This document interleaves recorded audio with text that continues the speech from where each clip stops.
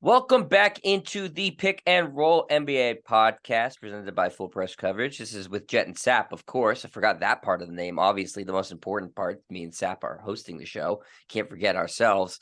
But Sap, today is this is one of my favorite days of the year to do a show because I just love going through this. And I know you like going through it a lot too. The annual GM survey in the NBA is just so fun because it's really revealing in terms of how teams view other teams and how it's anonymous, but you get an overwhelming sense of, how teams are looking at the landscape of the NBA. And I also like looking back at what they guessed last year and seeing if they have a pretty good pulse on the league or not. So it's a lot of fun. So that's what we're going to go through today to start the show, Sap. And we'll start with, what's the biggest question? Which team's going to win the 2024 NBA Finals?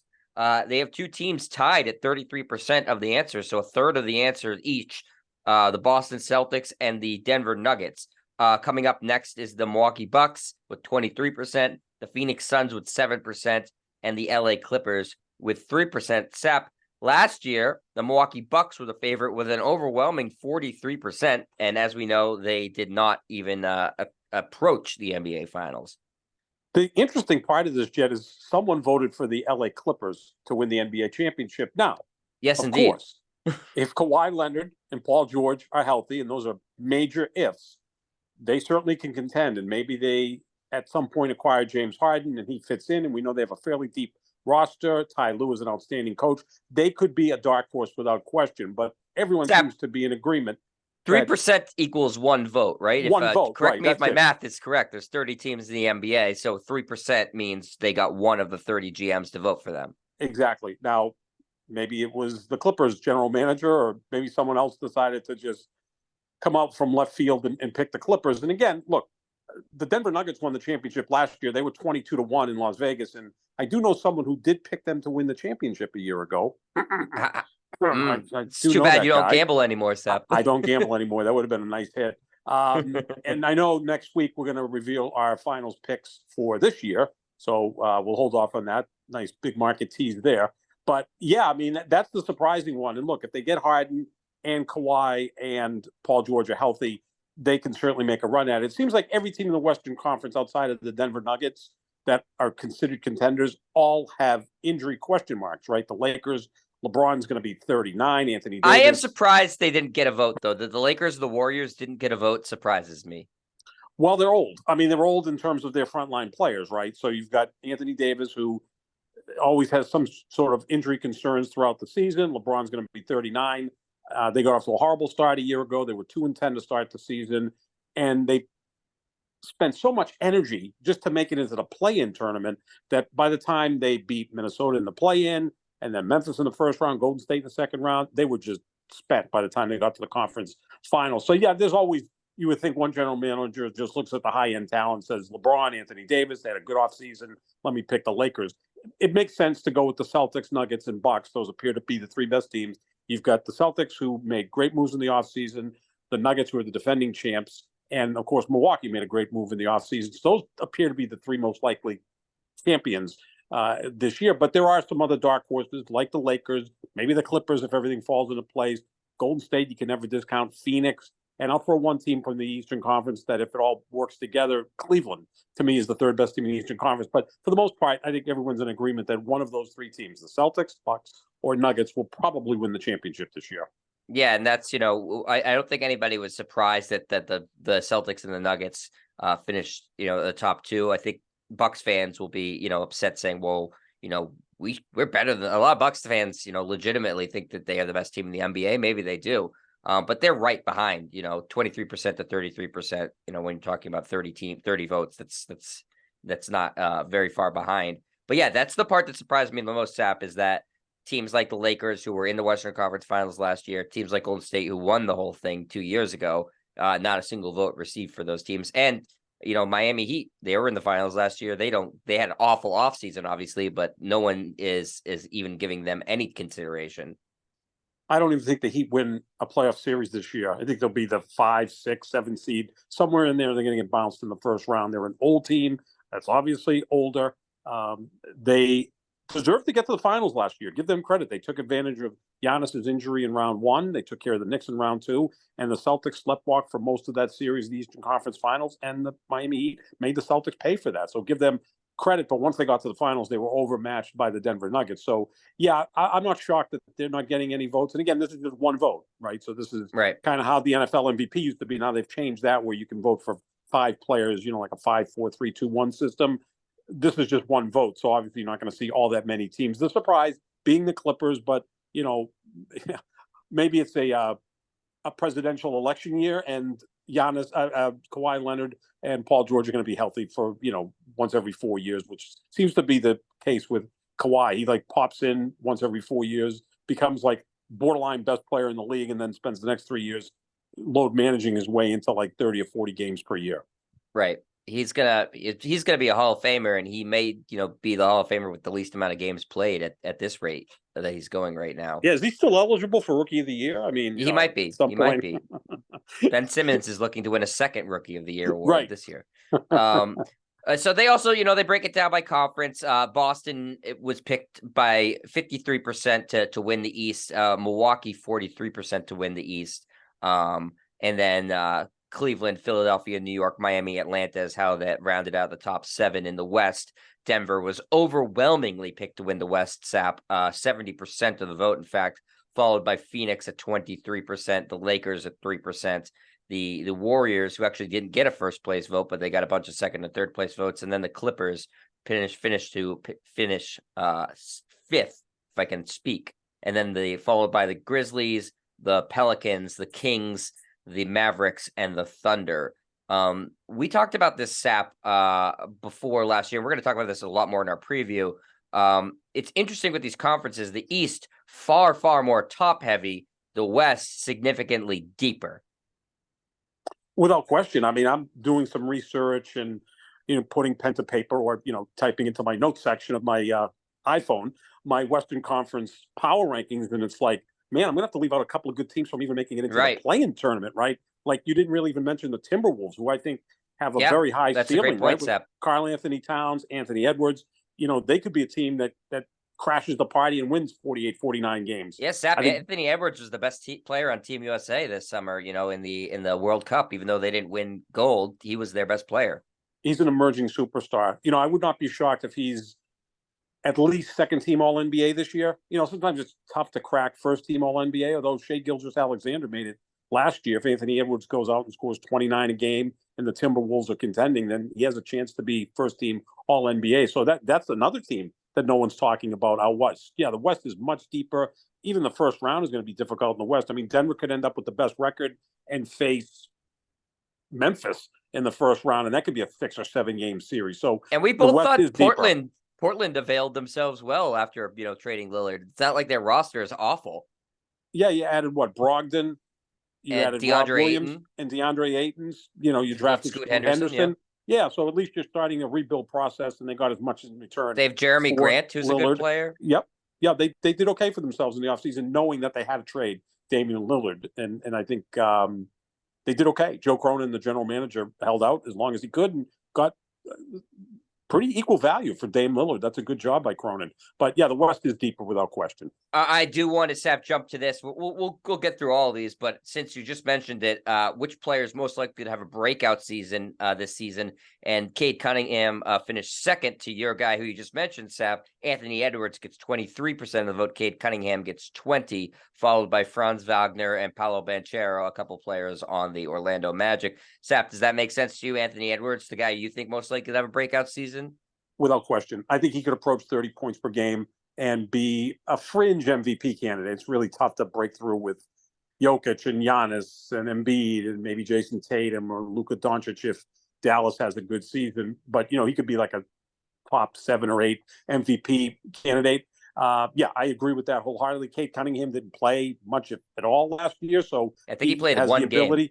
He did, and then he was out for the year. I mean, he certainly is a multi-skilled guy, a guy who I think could go out and get 20 points, 7, 8 rebounds, 7, 8 assists, and maybe the Pistons will be that much better. I'm a huge Paolo Banchero fan. He's the defending Rookie of the Year, and now, he could absolutely. And I'm not sure why he's not playing for Team Italy. I know. Maybe he will in the Slap in Olympic the Games because face. they could use him. They could use him for sure. Absolutely. I mean, he certainly can make the U.S. team, but he obviously be the player on the Italian team. So yeah, those look like all pretty good contenders there. I think Anthony Edwards is, like I said, I think he's on the precipice and about to enter superstardom. Last year, the GMs thought Evan Mobley was going to end up as the breakout player of the year. He actually, I feel like he kind of regressed from his rookie year, Sap.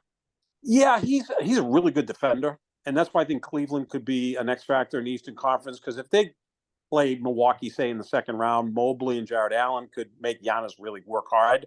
And when you look at their backcourt of Donovan Mitchell and Darius Garland, I mean, they can battle Dame Lillard pretty evenly, right? So I think that they could definitely give Milwaukee a tough series. But offensively, he hasn't grown to what we expect him to be. If he adds some moves on his offense, adds his perimeter shot, then I think he can become, an all-star caliber player. He's outstanding defensively. This is other guy, just for fun, Sap. These were other guys who got votes. I'll whip through these. Desmond Bain, Mikal Bridges, Tyrese Halliburton, Chet Holmgren, who hasn't played a game, so how could he have a breakout season? Kyrie Irving, Jaden McDaniels, Evan Mobley again, Alperen Sengun, and Zion Williamson. It's an interesting list, Sap, because what do you define as breaking out? Like Tyrese Halliburton finished, I think, second for this award last year. Like he's kind of arrived, as has Anthony Edwards. Anthony Edwards, I think his breakout is going to be determined less by statistics, more by how the Timberwolves play. Right. And again, the highlights, right? Like he may become kind of what John Morant was 2 years ago. Remember, John Morant was rookie of the year, then he became most improved player, right? And then he really took off, literally right. and figuratively, and he became like must-watch TV. I think Anthony Edwards will be that guy. He'll be one of those players that can become the face of the NBA going forward, right? As Curry and Durant, great and with LeBron the media, retire. He's great with the media, sensational, and the way he talked about load management, saying, "Look, fans pay a lot of money for tickets to come see us play. I know I wouldn't want to attend the game and see the best players sit out." Like that's so authentic and raw that I really like it. He's one of my favorite players in the league. I mean, Kyrie Irving, a breakout season. We know right. how talented I don't guy understand is. who voted for that. Did Kyrie vote for himself somehow? He Did may he have. convince Well, the GM to do that? People love Kyrie, and I'll raise my hand as a player. I love him. He's one of my favorite players break out to watch, in like a negative fashion? Like he could break the team. Could be, yeah, he could. Right? He might join the New York Jets and back up Zach Wilson and Aaron Rodgers at quarterback. He'd actually fit in pretty good with Aaron Rodgers. Yeah, I don't know what the definition of breakout. To me, it's like this player that was, maybe averaged 16 points a game and was a really good player. All of a sudden got it up to 24 points per game. Now that can also be defined as most improved player. So, right, breakout player, most improved. Tough. It's kind of tough to define. Same thing. Either one of those things. Yeah. Obviously, Zion and Kyrie, it has to do with health, right? Especially Zion. If he doesn't play, what's he breaking out of? Yeah. This is my favorite question, Sap, in the survey every year. If you were to start a franchise today and could sign any player in the NBA, who would it be? So, Sap, before I give you the answers, I'm going to ask who you would start a franchise with. Oh, man. I mean, I think you can't say LeBron, Sap. I know that's true. He's going to be 39. Well, if the world ends in 2 years, the next 2 years, I think he could still be the best player in basketball. Man, that is a really real. I'm going to say Anthony Edwards. I'm just going to go full bore on the Anthony Edwards train, only because, again, the big guys are still the best players in the league. Nikola Jokic and Giannis, I still think are the two best players in the league. But how long is that going to last? Big guys don't last as long as mid-sized players. Obviously, Victor Wembanyama is going to be kind of he was second peak pick. Yeah, because 7'5", the best prospect to come into the league since LeBron. That makes sense. I just am so high on Anthony Edwards. I don't know why. He was fifth. I mean, he was fifth. So he got a couple votes. Two votes. 21, 22. He's already shown he can play at a very, very high level. And again, the personality, he seems to want to lead. I think he's a more talented Jimmy Butler type. Does that make sense? In terms of personality and maybe leadership and how serious he is about his craft, he's just more talented, without question. So I'll go with Anthony Edwards. Who's number one? Do you think in the poll? So Big Vic is number two. Yep. Is it Jokic? It is Jokic with 33%, Wembanyama 23%, Giannis 13%, Luka 10%, Anthony Edwards 7, and then the rest of the guys who received a vote: Steph Curry, Joel Embiid, Shai Gilgeous-Alexander, Jason Tatum. Steph Curry? Like, I mean, I love Steph Curry, but he's 35 years old. You see, here's the thing, Sap, that I think people need to understand with this GM survey too, is that not all 30 GMs are good at their jobs. Or they don't pay attention to the league. And I'm not being flip here or hyperbolic. They're focused on their team and what they have to do, but they may not watch the league as much as the media does. This might be a better survey for the media, although they can drop the ball sometimes too. But unless there's GMs that are many years behind and still think Steph Curry. Look, Steph Curry's still a great player, but I'm not starting my franchise with a 35-year-old guard at this point. No, it doesn't make any sense. I last year said Giannis, and he was the most popular answer by 55%. I kind of want to say Luka because he's just so skilled, but the losing is at some point has to play into it, the narrative with him, because he hasn't won anything. And last year they were god awful. And he doesn't play well with others, it appears, right? We saw Porzingis was a disaster there. Now, maybe that was on Porzingis. It didn't really work with Kyrie. It's short sample, I get it, but maybe he's not the easiest guy to play with. And that's part of leading. That's part of winning. Again, incredibly skilled guy. I mean, you make a case offensively the most skilled guy in the league, right? I mean, with all the things he can do. Yeah, I mean, the guy is a deadly three-point shooter, one of the 3 or 4 best passers. His mid-range game is incredible. Yeah, I mean, you can make that case. But again, I don't know if the intangibles are all that great. And it's not that he's not willing to take big shots at the end of games or step up in big situations, because he's shown he can do that. It's other stuff like, again, leading, getting along with teammates, setting the best example for your team, showing up in shape, which is something that's been a big problem for him. Been a problem for him. Like, we know Giannis is going to show up in shape, right? Without question. We know Jason Tatum is going to show up in shape. And now the last few years we see that Nikola Jokic shows up in shape, although you can never really tell with him. He's just got a different type of body. I mean, he's not going to look. He's got great cardio somehow, but it doesn't look like he would. But he plays every minute of every game pretty much. Right, without breathing heavily. I mean, he obviously doesn't have the same physique that Dwight Howard had 10 years ago. It's not going to happen. But yeah, Luka's a sensational player, but it's a good question. It's a really good question. I'll just go with Edwards, and I'm surprised he finished as high as 5th. I guess I'm not the only one on the Anthony Edwards train. Yeah, what's interesting to me, Sap, so more votes than Embiid, the rating MVP. Steph Curry, for whatever reason, was there. Shai Gilgeous-Alexander and Jason Tatum. I don't know how anybody could seriously answer Shai Gilgeous-Alexander either. Like, he's excellent. He's really, really good player, but you have your pick of everybody in the NBA to start a team with, and you would pick Shai Gilgeous-Alexander number 1. Like, that's not a serious answer to me. I'm sorry. No, it's nothing against the player. He's really, really good, but he's not on those other guys' levels, Sap. What's his ceiling? To be maybe similar to Dame Lillard, and what he is right now, I think, is his ceiling, which is excellent. First team All NBA. That's phenomenal, but it didn't translate to winning. And again, maybe he's the first player you pick when you're formulating Team Canada, right? I'll go with that. Yeah, absolutely. Oh, without a doubt, he is. And then you go down, I guess, to my guy, to Jamal Murray, and my guy from Oregon, Dylan Brooks, is a Canadian. Yes. Yep. And who's already been ejected from a preseason game this year. He doesn't play like a Canadian. Canadian people are so nice. Maybe he should have been a hockey player. That might have been a better sport for him. Probably is a good hockey player. I'm sure. Enforcer.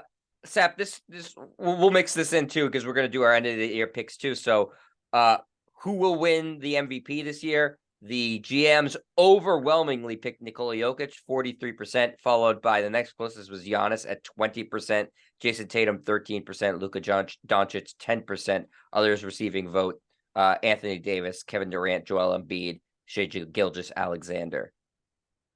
It almost feels like, for about a 10-year period in the NFL, like, who's going to win NFL MVP? And the first 2 people you thought of were who?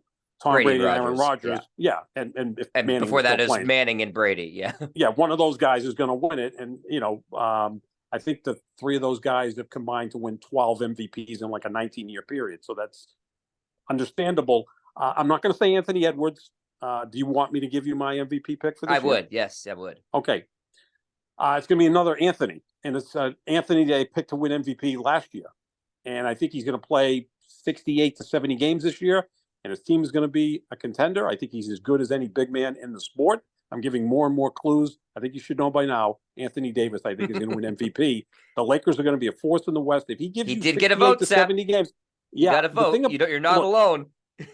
we talk about the three great big men in the sport, and they're all different, right? Joel Embiid, Nikola Jokic, Giannis. They've won the last 5 MVPs.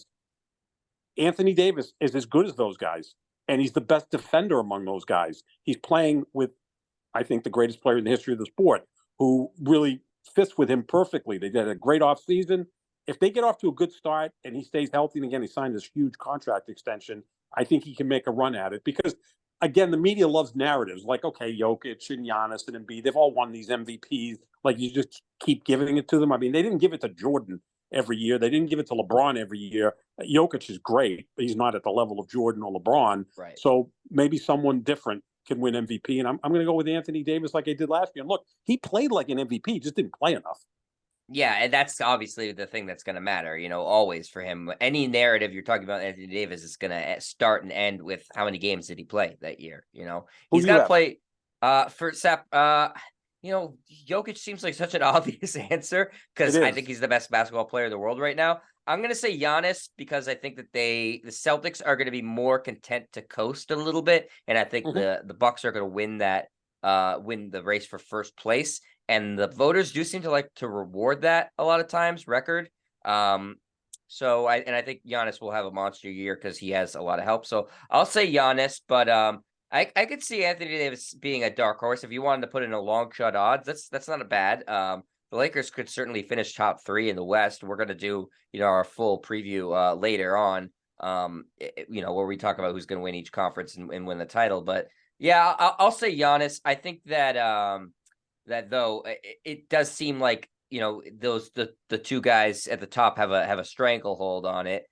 Surprised Embiid, being the reigning MVP, Sap, only did get the 1 vote. Doesn't he feel like a guy who might rest on his laurels more so than Jokic and Giannis? Well, they also had a terrible offseason, so that might hurt. I think people are expecting the Sixers to really fall way down. And so if the Sixers have a bad record this year or worse than it was last year, which I think most people think, then he's not going to get MVP votes. Well, he was so consumed with winning MVP last year that I think he won it. And it's almost like, okay, I won the MVP. So now my Hall of Fame credentials are pretty much set.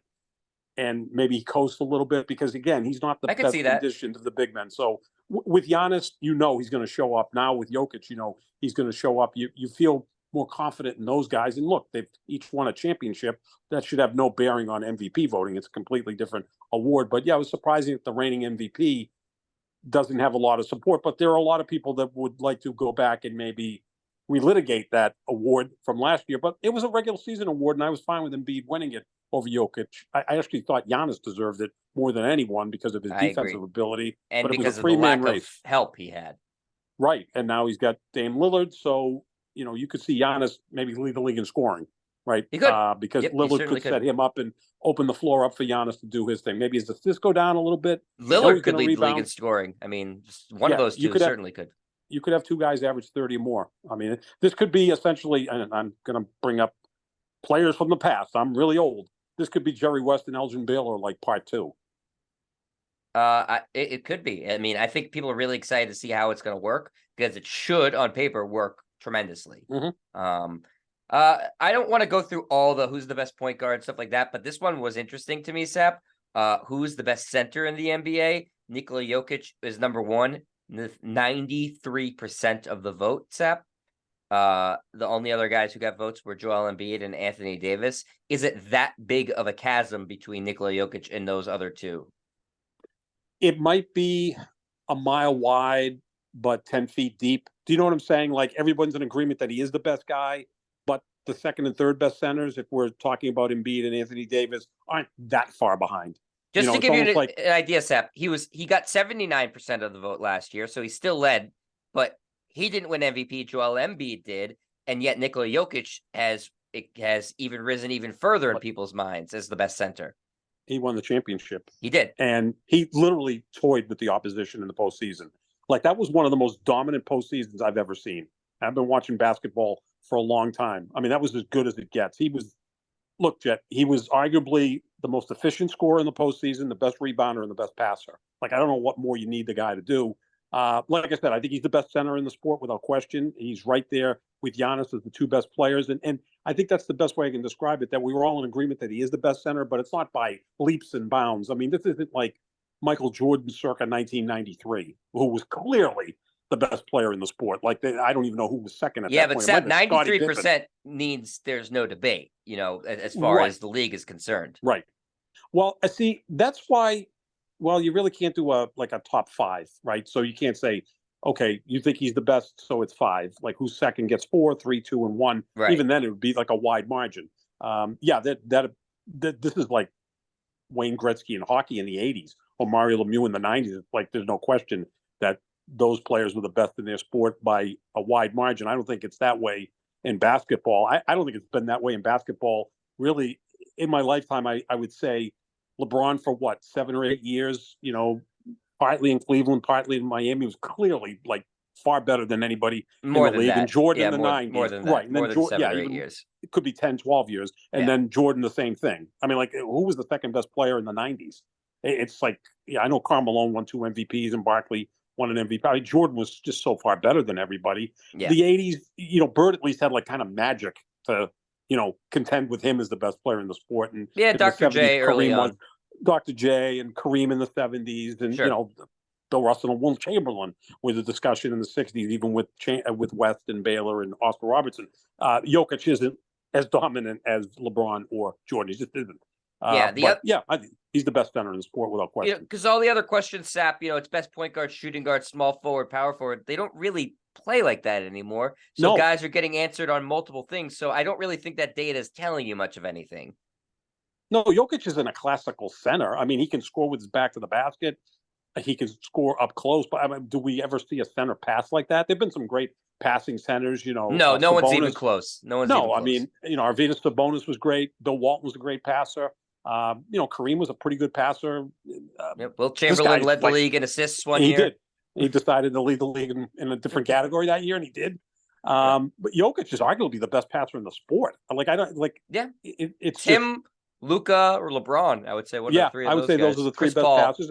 Chris Paul and James Harden. I mean, when Harden's on the court and playing, but those are probably your 5 best passers in the sport. So he's not like a classical center. I mean, they run their offense through him from the high post if need be, or if they need him to go in the low post, he can run the offense. So it's not a classical center. And LeBron is a small forward, but they run their offense through him. So he's kind of a point guard as well. Like Anthony Davis, is he a center or is he a 4? He can face the basket and shoot. There's Jason Tatum. Is he a power forward? Is he a small forward? Jaylen Brown, is he a big guard? Is he a small forward? Like, I don't know. Those positions are kind of meaningless at this point. Like Chris Paul is a point guard. That's pretty clear. Steph Curry to me is a lead guard. He's a combination point guard and shooting guard. He's too good a shooter to just be a point guard. He's too good a ball handler and passer to be just a shooting guard. I think Sap, like what they're doing with the All NBA awards, and that they're just going to do guard and front court, back court. Maybe for this next edition of the poll of the GM survey, they should just ask that question, because it's really become, everybody says all the time, positionless basketball. It is positionless basketball. You don't have to play one position. People and that one position is going to have a different role on one team than it is on another team. So it's not, we're not going back to the 1960s, where the point guard is the only one who ever handled the ball and brought the ball up the court. Center just sat in the low post. That's just not how it works anymore. And then, these players are just all freak talented. All of them can put the ball on the floor. Most of the league can shoot threes at this point. So what's a center really at this point? I don't know. I mean, Pat Riley said in the 80s his dream was to have 5, 6, 9 players, 6'9" players, and he kind of came close with it with Magic and Worthy and AC Green, and he wanted like 5 guys that were 6'9" that could all handle the ball and do all sorts of things. Like, kind of Orlando's trying to build that a little bit with like these 6'10", 6'11" guys that are freakishly good athletes. If it comes together, they could be a surprise team in the East. But yeah, exactly. The positions are much more blurred at this point. I'll go through these since we got about 10 minutes left. I'll try to go through some of them fast, Sap. Which teams made the best overall moves this offseason? Pretty obviously the Celtics and the Bucks were finished in first. The Blazers got a lot of respect for what they did at third, and then the Lakers at fourth, Sap. We both agree the Lakers did a really nice job this offseason. Without question. Yeah, they added all the pieces, the shooters they need to make that work. Which one player acquisition will make the biggest impact? Overwhelmingly, it was Damian Lillard to the Bucks, 47%, followed by Drew Holiday to the Celtics at 13%, Bradley Beal to the Suns at 10%, and Kristaps Porzingis at 7%, also to the Celtics. Victor Wembanyama got some love too, 7% of the vote there for him, as I guess he's an acquisition by being a draft pick. Yeah, that's a good pick. That's a creative pick. Yeah, he was acquired in the offseason through the draft. Sap, the two most underrated player acquisitions both left the Boston Celtics. Marcus Smart to Memphis, 17%, and Grant Williams to Dallas, 14%. Do you see either of those guys paying big dividends for their new teams? I think they will. I mean, this could be one of those cases where all 6 players that were moved, either to or from the Celtics, are all going to have positive impacts on their teams. Yeah, I mean, I think Marcus Smart can be the leader of that team because he's the most experienced, the most accomplished. If he can keep John Morant in line, I think that's going to be a great acquisition for Memphis. And Grant Williams, I know he's going to probably irritate the hell out of Kyrie Irving and Luka Doncic, although he may connect with Kyrie because Kyrie's just weird enough to probably love Grant Williams, who can be a bit verbose. So yeah. I could imagine those conversations with Kyrie and Grant Williams. They could be priceless, but they need Grant a Williams' mom guy. Works for NASA, and Kyrie thinks the Earth is flat, so that should be fun. Those will be good conversations. And Luka has a hot mom who's, I think, in her early 40s. So I think that Grant Williams is the kind of player they need, though, right? He's going to play defense. He's going to take charges. He's going to hit some open threes, which he'll get with those 2 players on the court with him. So, yeah, I think all the players that move from Boston or to Boston are going to contribute. Even Brogdon and Rob Williams, will get playing time and probably help Portland be at least watchable. Last year, the GMs thought Malcolm Brogdon was the most underrated player acquisition. And the Celtics, he won 6th Man of the Year for the Celtics, so they got that correct. Which team will be the most improved this year? Oklahoma City Thunder, 30% of the vote, followed by the Rockets at 23% and the Mavericks at 10%. Other teams getting votes: Pistons, Magic, Warriors, Pacers, Lakers, Pelicans, and Jazz. Last year, the GMs thought it was going to be the Clippers. Not so much. No, I mean, the Clippers are always like an easy answer for any of these questions, and then it doesn't happen because they just don't have their star players play enough. But yeah, I think we're talking about teams that really, improve themselves in the offseason and, are going to be factors in the postseason. I think they got it right with most of the top picks there. Yeah. All right. Who's the best defensive player in the NBA? Giannis dominates 40%, followed by Drew Holiday and Draymond Green, Marcus Smart, Jaren Jackson Jr., and Kawhi Leonard. Any issues with that vote, Sap? Yeah, Anthony Davis should be somewhere on that list. I think Anthony Davis. Vote. Yeah, I'd like to know who that was because I'll be simpatico with that person since I'm picking him to win MVP and Defensive Player of the Year. I'm going to give him that as well. Rudy Gobert only got 1 vote too, and he's won like 40 Defensive Player of the Year awards. Yeah, overrated, I think, as a defender. Super overrated. Yeah, crazy overrated. Anthony Davis can guard multiple positions, and he's such a smart defender. And a lot of his blocks he controls. Like, he's not a highlight defender. Like, Giannis to me is a guy who, is a sensational defender. He'll come from the weak side and block the thing into the 5th row. Anthony Davis, I think, is more of a finesse defender than Giannis. I think Anthony Davis should have been on that list and very high on that list. Interestingly, they asked who the best perimeter defender is too. Drew Holiday won that vote, 50%. The next closest was Mikal Bridges at 13%. And then they asked who the best interior defender was. Jaren Jackson Jr. gets that vote at 30%. Anthony Davis finished 4th on that list, Sap, at 13%. Yeah, I think Davis should be higher, but those are all good players. I mean, Holiday is just, a better version of Marcus Smart, even as a defender. Mikal Bridges is sensational. And, he's almost become like the perfect player that teams are going to want. I don't know if Brooklyn's going to move on from him. He's kind of their building block. I don't think he's that type of player that you build your franchise around, but he's a guy that if he goes to a contending team, could put them over the top because he gives you 3-point shooting, he gives you defense, and he also gives you durability. I mean, he plays every game. In fact, last year he played 84 games because of the trade. He did, yeah. That's pretty good. But, I think those are all good choices. An overwhelming answer, and who's the best head coach in the NBA? Sap, you want to take a guess? Erik Spoelstra. Erik Spoelstra, 73% of the vote, followed by Ty Lue at 10%, Steve Kerr at 7%, and Greg Popovich at 3%. Michael Malone, who just won the championship, he gets 3% of the vote. So 1 vote, probably from Denver. No votes for Joe Mazzulla? Nope, Joe Mazzulla off the board. The board there. And same with Ime Udoka. Neither one of those guys had got any votes. Though Ime Udoka was voted as the new coach that will make the biggest impact of a new team, 57%. So good for Ime Udoka there. Which active player will make the best head coach someday, Sap? Who do you think? That's a fascinating question. I know. I wish we had more time for all these. I know. We could do this all day. Drew Holiday, maybe? He got a vote. He did Okay. get 2 votes. Chris Paul at 20%, followed by That's a Mike great Conley. choice. Although I would picture Chris Paul probably after the 3rd year of being head coach, butting heads with the superstars. I mean, Chris Paul to me is as brilliant a player as we've ever seen. Look, the guy was the president of the Players Association for multiple years, but his personality can be grating. Whereas Drew Holiday is a guy who I think if he becomes a head coach will understand that it's still a players' league. Yeah, absolutely. What it was the most fun team to watch, Sap, in the NBA. Who would you pick for you? Most fun team to watch in the NBA. Like I'm going to set aside like the established teams like the Lakers and the Warriors and even the Celtics and Bucks and maybe pick someone. I really like that Orlando team.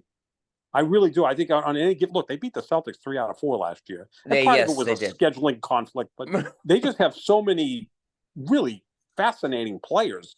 Like no Wagner votes for Orlando. Sorry, Sap. Yeah, no, I think they're a fun team to watch, and I think Minnesota is again for the 15th time so far in this podcast. I'm going to mention Anthony Edwards again, but those are 2 teams that I think are going to be improved. And this type of team you don't see a lot of, and then when you see them, you go, "Wow, they got a lot of talent." And on any given night, they can beat out anybody. They can beat anybody. Denver was voted most fun team to watch. So yeah, I mean, take that for what you will. They're the champs, but are they a little bit like the San Antonio Spurs when they were winning championships? Like they're fundamentally sound, and I guess Spurs Michael Porter boring. Jr. Spurs were boring. They were the most boring championship team in the history of sports. Yeah, I'll give you that much. They actually did ask Sap who was the best passer.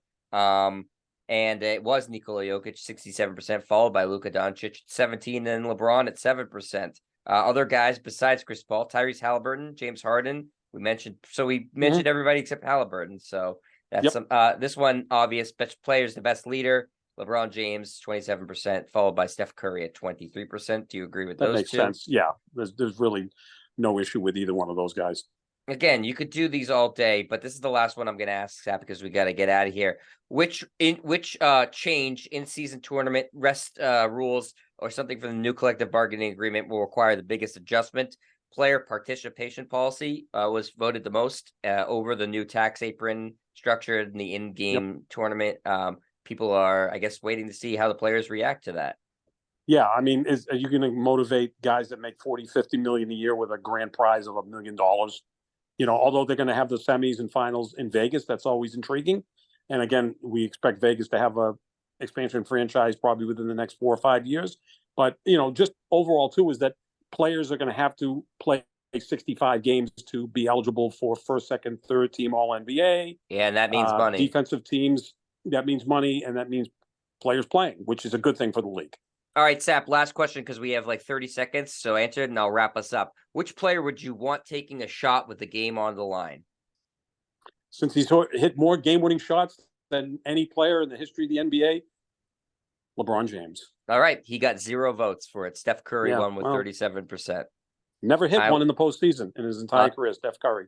I will take Derek White because he did hit a game-winning shot last. So off of Marcus Smart miss. Exactly. That's what I want. All right. Thanks everybody for listening. We'll be back later with a lot more stuff as the season's right here. Thanks for listening to Pick and Roll NBA podcast with Jet and Sap. Thanks to Full Press Coverage. Check out our social medias at JohnSap25 at Jet Stryer, and we will talk to you later. See you, everybody.